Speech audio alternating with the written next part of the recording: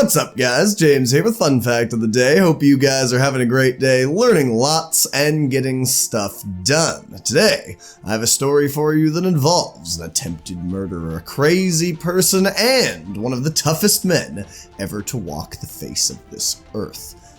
Maybe not that tough, but he is pretty darn tough. So, if that sounds interesting to you, let's get into it.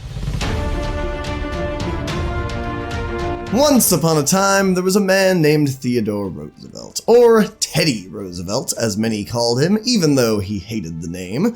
And he was our president until 1909, when he passed the torch on to President Taft.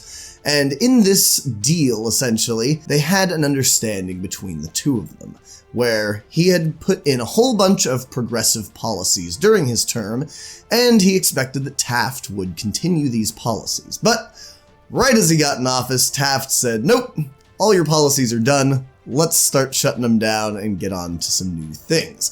So he didn't like that, and 4 years later, he decided to run for president again in 2012. But some people really did not like the idea of him running for president a third time, because that would make him a 3-term president, which at the time wasn't against the law, but it was very frowned upon because that just screams tyranny, and nobody likes tyranny. So there were people out to get him, and one of these people was a man named John Schrank. He was your classic American guy. He owned a shop, and he was actually a big Theodore Roosevelt supporter during his presidency. But the second he ran for a third term, things started shifting in this guy's head. And because he wasn't a normal guy inside, this ended up being a bad thing. Basically, this guy had quite the interesting mind, something that people would make a serial killer podcast about today.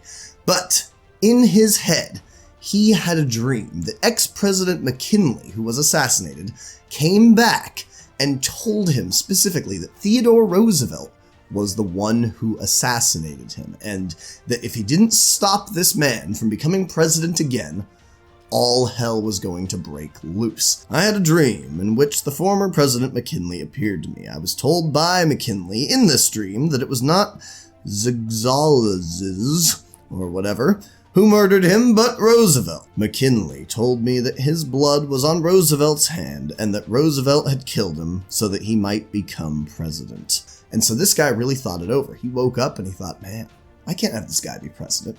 We can't have an assassin in office. And he had another theory where if Theodore Roosevelt didn't win the election, then he was going to yell, "Thief! Somebody stole my presidency," and it was going to spark a civil war even bigger than the one that had happened 50 years prior. And that was enough for him to basically give up his life to go and try to kill this man, Theodore Roosevelt. I was convinced that if he was defeated at the fall election, he would cry, "Thief," and that his action would plunge the country into a bloody civil war. I deemed it my duty, after much consideration of the situation, to put him out of the way. So he did just that. He stopped working, started following Theodore Roosevelt along his various speaking ventures, and using the newspapers to kind of figure out where he was going to be, he attempted to kill him. And at the time, it was tough to really tell where he was going to be because these newspapers were slow, and so he followed him from city to city with failed attempts because of changes in schedule, and one time he just wimped out because he didn't have the stones to do it.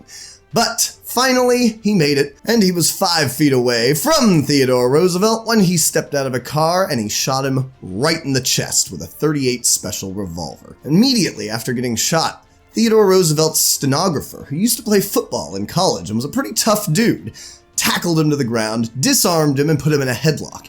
And then everybody in the area jumped on this guy. Basically, they were yelling things like, "We're gonna hang you, kill him," all this other stuff. And Theodore Roosevelt actually stopped them all for a second.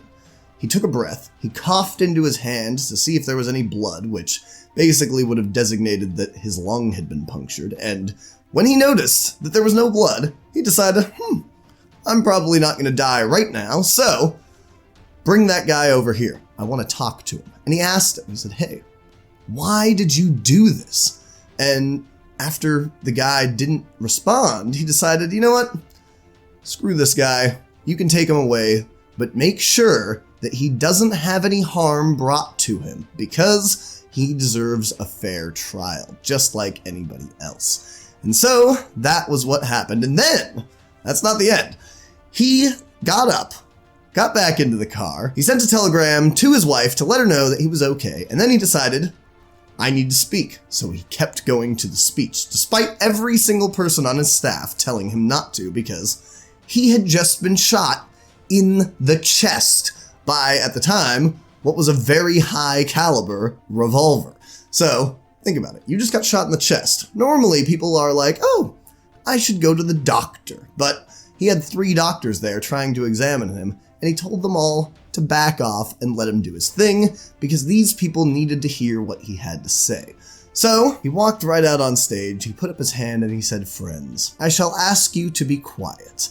I don't know if you fully understand that I have just been shot, but it takes more than that to kill a bull moose. And the crowd went wild. You see, he had formed this party, the Bull Moose Party, to run against Taft in the major election, because Taft had secured the primary Republican vote at the time, and he needed a party to run with. So he just made up his own and nominated himself to be the front runner on the ballot.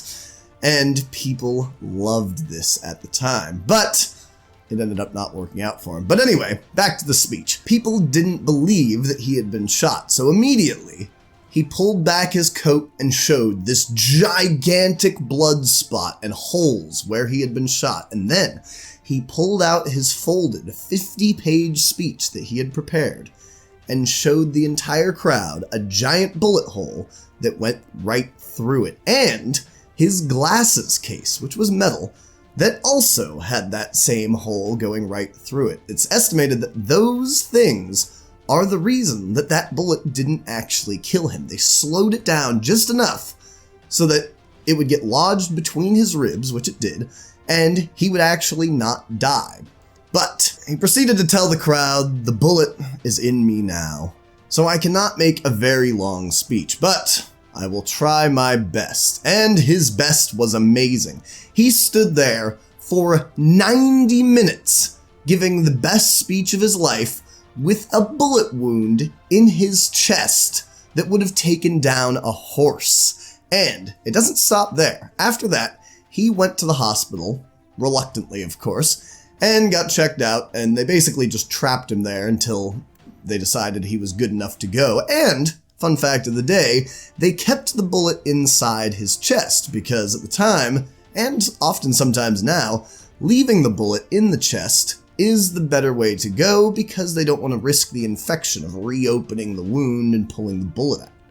But anyway, while he was in the hospital for that entire week, all of his other competitors running for president stopped their entire campaigns out of respect for this man. That is how much respect they had for Theodore Roosevelt at the time.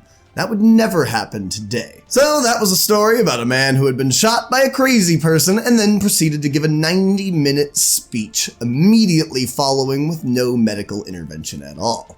If you found this story interesting and you'd like to see more, click the video right here. I have a whole playlist of other fun fact videos that I have made, and like and subscribe. It really helps the channel out, and I would appreciate it personally. So I will see you in the next couple days. Thank you, and have a good night.